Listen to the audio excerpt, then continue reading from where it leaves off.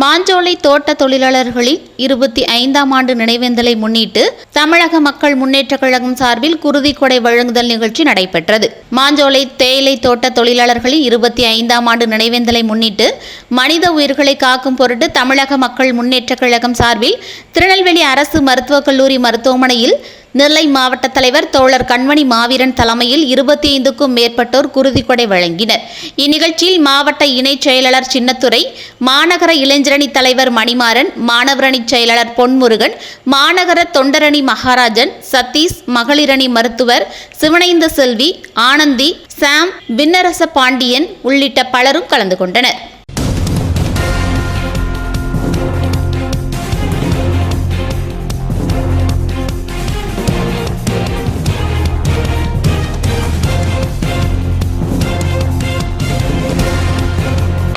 மாஞ்சோலை தேயிலை தோட்ட தொழிலாளர்களின் 1999ஆம் ஆண்டு உரிமைக்காக போராடி அன்று 17 தமிழர்கள் தாமிரபரணி ஆற்றில் காவல்துறையால் அடித்து கொல்லப்பட்டார்கள்.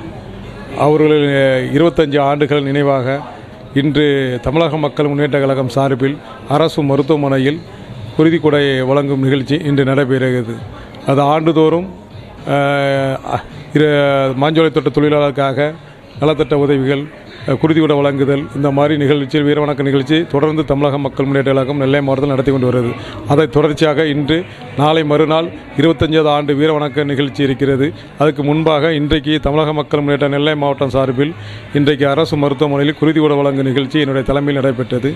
நாளை வருகிற 30ஆம் தேதி மாஞ்சோலையில் இருக்கும் மக்களுக்கு 700 குடும்பத்துக்கு தமிழக மக்கள் முன்னேற்ற கழகம் சார்பில் அரிசி, பருப்பு, தையல் இயந்திரம், கல்வி உதவியெல்லாம் 5 லட்சம் ரூபாய்க்கு மதிப்புள்ள பொருட்களை வழங்கும் என்று நெல்லை மாவட்டம் ஒரு முடிவு செஞ்சு வச்சிருக்குது.